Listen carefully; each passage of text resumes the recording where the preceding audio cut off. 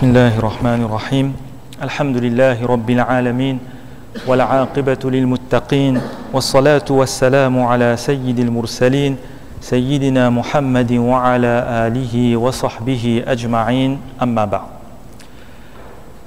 Mes frères, dans quelques semaines, nous allons accueillir, Inch'Allah, un invité exceptionnel.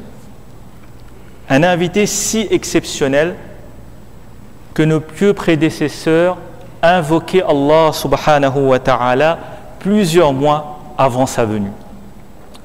Ils invoquaient Allah subhanahu wa ta'ala plusieurs mois avant sa venue parce qu'ils avaient l'amour de ce mois. Parce qu'ils avaient l'amour de l'obéissance et de l'adoration d'Allah subhanahu wa ta'ala pendant ce mois. Et vous l'avez compris, ce mois, c'est le mois de Ramadan. D'ailleurs, le prophète sallallahu alayhi wa sallam nous a enseigné une invocation qu'il lisait dès le mois de Sha'ban. Allahumma barik lana fi Rajab wa Sha'ban wa ballighna Ramadan. Oh Allah, bénis pour nous les mois de Rajab et de Sha'ban et fais-nous parvenir jusqu'à le mois de Ramadan. C'est pourquoi, mes frères, eh bien nous aussi, exprimons notre sincère dévotion, notre volonté d'atteindre ce mois et préparons-nous pour ce mois. Alors bien sûr, la pratique phare de ce mois, c'est le sawm, c'est le jeûne. Et pour comprendre l'importance du sawm, du jeûne, il suffirait de citer le hadith où le prophète sallallahu alayhi wa sallam, il nous dit Bunya al-islamu ala khamsi, que l'islam a été bâti sur 5 piliers. Et vous savez, parmi ces piliers, il y a justement le sawm, le jeûne du mois de Ramadan. Et un pilier, c'est quelque chose de fondamental dans une construction.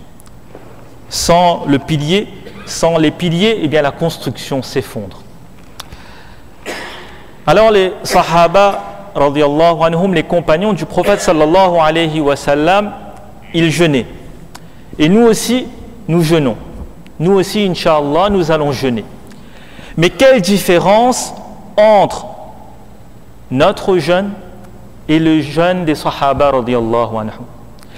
Quelle différence entre nos actions et les actions des compagnons du prophète sallallahu alayhi wa sallam? Eh bien, mes frères, dans le sawm, dans le jeûne des sahaba radiyallahu anhum, il y avait une âme. C'est-à-dire qu'ils comprenaient à travers l'action, eh bien la finalité, l'objectif de cette action, qu'est-ce qui est recherché, qu'est-ce qui nous est demandé par Allah subhanahu wa ta'ala à travers cette action. Alors que nous, de nos jours, eh bien nous jeûnons. Nous jeûnons certes dans la forme, mais nous avons oublié l'objectif. Nous avons oublié la finalité de ce jeûne du mois de Ramadan. C'est pourquoi, eh bien, l'intervention de ce soir porte sur ce sujet. Quel est l'objectif? Quel est le rôle de ce sawm, de ce jeûne du mois de Ramadan? Allah subhanahu wa ta'ala nous dit dans le Coran Ya ayyuhalladhina amanu kutiba alaykumus siyam kama kutiba ala alladhina min qablikum la'allakum tattaqun. Allah subhanahu wa ta'ala, il s'adresse à tous ceux qui ont iman, à tous ceux qui ont la foi, à ceux qui obéissent à Allah subhanahu wa ta'ala. Ya ayyuhalladhina amanu. Oh les croyants. Les croyants, ce sont ceux qui répondent à l'appel d'Allah subhanahu wa ta'ala. Kutiba alaykumus siyam. On vous a prescrit as-siyam. Le jeûne, c'est une obligation. Kama kutiba ala alladhina min qablikum. Comme on l'a prescrit à ceux d'avant vous. C'est-à-dire que le jeûne, ce n'est pas une adoration nouvelle, mais c'est une adoration que les peuples qui nous ont précédés aussi ont connue. Eux aussi ont jeûné. La'allakum tattaqun. Ainsi atteindrez-vous la piété. L'objectif du jeûne, c'est quoi? C'est atteindre la piété. Le jeûne, c'est un exercice spirituel qui nous mène à la taqwa, à la piété. Ce n'est pas un hasard et cela doit attirer notre attention lorsqu'Allah subhanahu wa ta'ala, dans le même ayat, dans le même verset, il nous parle de l'obligation du jeûne il nous a parlé dans ce verset de l'obligation du saum, et dans ce même verset, il nous a parlé de la taqwa, qui est l'objectif de ce jeûne, l'objectif de ce saum pendant le mois de Ramadan. Donc ce mois de Ramadan, ça sera pour nous une formation, une école où nous allons nous former à la taqwa. Nous allons nous former à la piété pendant 29 ou 30 jours pour le reste de l'année. Alors, qu'est-ce que la taqwa? Qu'est-ce que la piété? En arabe, eh bien, le sens linguistique, l'étymologie du mot taqwa, c'est quoi? C'est être sur ses gardes, c'est prendre ses précautions. Prendre ses précautions. Et vous savez, lorsque Omar radiallahu anhu, une fois, il demande à Ubay ibn Ka'b radiallahu anhu, montre-moi la réalité de la taqwa, donne-moi la définition de la taqwa. Alors, Ubay ibn Ka'b radiallahu anhu, il va répondre. Il va dire à Omar radiallahu anhu, il va répondre par une question. Il va lui dire, est-ce que tu as déjà marché sur un chemin épineux? Est-ce que tu as déjà traversé un chemin qui est couvert d'épines? Et vous savez qu'est-ce que Omar radiallahu anhu, il va dire? Il va dire oui. Et Ubay ibn Ka'b radiallahu anhu, qu'est-ce qu'il va lui dire alors? Que c'est ça justement la taqwa. C'est ça la taqwa. C'est quoi? C'est-à-dire prendre toutes les précautions. Omar radiallahu anhu, il va dire, lorsque je marche sur ce chemin, eh bien je prends toutes mes précautions, je marche avec prudence. Et Ubay ibn Ka'b radiallahu anhu, il dit c'est ça. C'est prendre toutes nos précautions, être prudent pour éviter le mal, pour éviter de commettre le mal. Donc la taqwa, c'est quoi? C'est de rester éloigné de ce qu'Allah subhanahu wa ta'ala nous a interdit. La taqwa, c'est quoi? C'est de ne pas déplaire à Allah subhanahu wa ta'ala. En d'autres termes, la taqwa, c'est d'accomplir les obligations qu'Allah subhanahu wa ta'ala nous a ordonnées et délaisser ce qu'Allah subhanahu wa ta'ala nous a interdit. Donc si nous avons compris c'est quoi la taqwa, et bien maintenant comment le jeûne, le saum, va nous permettre d'atteindre la taqwa? En quoi ce jeûne a été cité dans ce ayat du Coran comme un moyen d'atteindre la taqwa? Eh bien, un des sens du saum, du jeûne, c'est quoi? C'est al-imsak, c'est-à-dire le fait de s'abstenir, ou encore al-inqita, c'est-à-dire de délaisser. Parce que lorsqu'on jeûne, eh bien, on va s'abstenir de manger, de boire, d'avoir des relations intimes. On va délaisser certains plaisirs ou encore certaines habitudes. Et en réalité, toute l'année, eh bien, nous sommes plongés dans les plaisirs, dans les désirs de notre nafs, de notre ego. Ce nafs, cet ego, nous pousse justement à commettre des excès, nous pousse à faire le mal. Et donc notre spiritualité, elle s'est affaiblie. Et ce jeûne du mois de Ramadan, justement, il va priver un peu notre nafs. Il va nous permettre de nourrir notre spiritualité pour rétablir l'équilibre. Lorsqu'on jeûne, eh bien on se maîtrise, on se contrôle, on va s'abstenir de manger et de boire même si on a envie. Parce que justement, eh bien, en faisant cela, on apprend à se maîtriser. On va se ressourcer, on va rééquilibrer les choses. Même si on a faim, même si on a soif, et on est chez soi, personne ne nous voit, on peut ouvrir le frigidaire, boire quelque chose ou manger quelque chose. Est-ce que nous allons le faire? Non. Bien sûr, nous allons nous abstenir de manger et de boire. Pourquoi? Parce qu'Allah subhanahu wa ta'ala nous l'a ordonné. Pourquoi nous allons veiller à ne rien faire même si personne ne nous voit? Parce que nous avons cette conscience qu'Allah subhanahu wa ta'ala, lui, il nous voit. Lorsque tu jeûnes, eh bien tu apprends à te maîtriser et tu développes cette conscience qu'Allah subhanahu wa ta'ala, il t'observe. Qu'Allah subhanahu wa ta'ala, il te voit. Qu'Allah subhanahu wa ta'ala, il est informé de tous tes faits, de tous tes gestes et de toutes tes paroles. Et c'est justement ça la taqwa. C'est ça cet état spirituel de la taqwa. Et le prophète sallallahu alayhi wa sallam nous l'a indiqué très clairement lorsqu'il nous dit Man lam yada' qawla zuri wal 'amala bi falaysa lillahi hajatun fi an yada'a ta'amahu wa sharaba. En ce sens, celui qui ne délaisse pas les paroles mensongères les actes mensongers, celui qui ne délaisse pas les mauvaises paroles, les mauvais actes, eh bien Allah subhanahu wa ta'ala n'a pas besoin qu'il délaisse la nourriture et la boisson. C'est-à-dire lorsque tu jeûnes, eh bien tu t'abstiens aussi à dire de mauvaises paroles.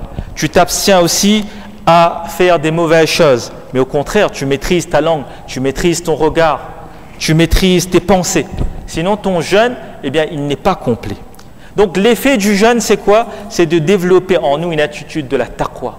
Avant d'agir, avant de parler, eh bien on réfléchit. On prend nos précautions. Est-ce que cette chose n'est pas en contradiction avec ce qu'Allah subhanahu wa ta'ala m'a ordonné? Est-ce que ce que je suis en train de dire, c'est conforme à ce qu'Allah subhanahu wa ta'ala il attend de moi? Et un cheikh, il nous donne cet exemple. Il nous dit que la taqwa, c'est comme un voyant lumineux. Un voyant lumineux qui s'allume et qui te rappelle qu'Allah subhanahu wa ta'ala il t'observe. Allah il te voit. Alors fais attention à ce que tu fais. Fais attention à ce que tu dis. Et mes frères, lorsque nous allons développer cette conscience dans notre jeûne, lorsque nous allons développer cette taqwa, eh bien nous allons ressentir cela aussi dans notre vie.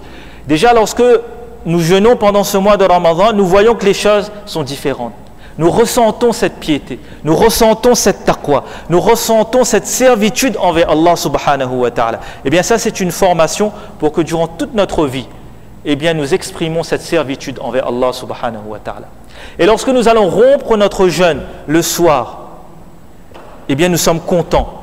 Nous ne sommes pas contents parce que nous sommes contents de manger ou de boire. Non, nous sommes contents parce que nous avons cette satisfaction d'avoir obéi à Allah subhanahu wa ta'ala. Et lorsqu'arrive l'heure de Maghrib, même si nous voulons continuer à jeûner, nous ne le faisons pas. Et il ne faut pas le faire parce qu'Allah nous a dit maintenant de rompre son jeûne. Donc nous arrêtons de manger le matin et de boire parce qu'Allah nous le dit. Et nous rompons notre jeûne aussi parce qu'Allah nous le demande de faire. Et lorsque nous rompons notre jeûne, eh bien nous goûtons à la douceur du iman, à la saveur de la foi. Et le prophète sallallahu alayhi wa sallam nous l'a dit, Lis-sa'imi farhatan, farhatun inda fitri wa farhatun inda liqa'i rabbi. Il y a pour le jeûneur deux joies. Une joie lorsqu'il rompt son jeûne. Il a cette satisfaction d'avoir obéi à Allah subhanahu wa ta'ala. Et une joie lorsqu'il rencontre son Seigneur. Il a passé sa vie dans l'obéissance à Allah subhanahu wa ta'ala. Lorsqu'il quitte ce monde, eh bien il quitte ce monde avec le sourire, avec iman, avec cette obéissance envers Allah subhanahu wa ta'ala. Et enfin mes frères, pour terminer, lorsqu'on a compris l'objectif du jeûne, on a compris la finalité du jeûne, eh bien on comprend beaucoup mieux les hadiths qui mentionnent les récompenses, les privilèges des jeûneurs. On comprend beaucoup mieux pourquoi le prophète sallallahu alayhi wa sallam nous a dit Inna fil jannati baban yuqalu lahu ar-rayyan yadkhulu minhu as-sa'imuna yawm al-qiyamah, qu'il y a au paradis une porte appelée ar-rayyan, et cette porte elle est réservée pour les jeûneurs. Les jeûneurs entreront par cette porte le jour de la résurrection. Ou encore nous comprenons mieux ce hadith qudsi où le prophète sallallahu alayhi wa sallam nous dit en ce sens qu'Allah a dit le jeûne est pour moi. Allah il a dit le jeûne est pour moi et je vais le récompenser moi-même. C'est-à-dire que le jeûne a une spécificité. La récompense du jeûneur, elle est sans limite. La récompense du jeûneur, elle est spéciale. C'est pourquoi mes frères, eh bien en conclusion, soyons conscients de l'objectif, de la finalité de ce mois de Ramadan qui est la taqwa et la piété. La finalité, l'objectif, elle est noble. Et ce mois est noble. Et donc tout comme pour une chose importante, pour un examen, nous préparons cet examen. Lorsque nous avons même des vacances, eh bien nous planifions ces vacances parfois plusieurs semaines, plusieurs mois avant de partir en vacances. Eh bien là, c'est un événement si important. C'est pourquoi il est nécessaire de préparer ce mois de Ramadan. Comment nous allons préparer ce mois de Ramadan? Eh bien, nous allons dès maintenant affirmer notre intention de délaisser les péchés, de mener une vie d'obéissance envers Allah subhanahu wa ta'ala. De façon à ce que lorsque ça arrive ce mois de Ramadan, eh bien nous sommes prêts à œuvrer. Un Ramadan, il peut changer toute une vie.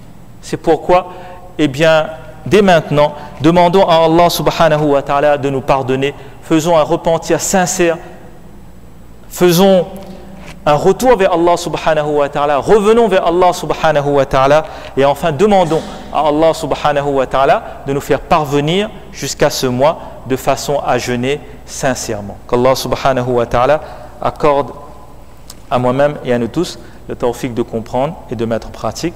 Amin ya rabbal alamin wa akhiru da'wana anil hamdulillahi rabbil alamin subhanallahi wa bihamdihi subhanakallahumma wa bihamdika wa nashhadu an la ilaha illa anta wa nastaghfiruka wa natubu ilayk subhana rabbika rabbil izzati amma yasifun wa salamun ala al mursalin walhamdulillah.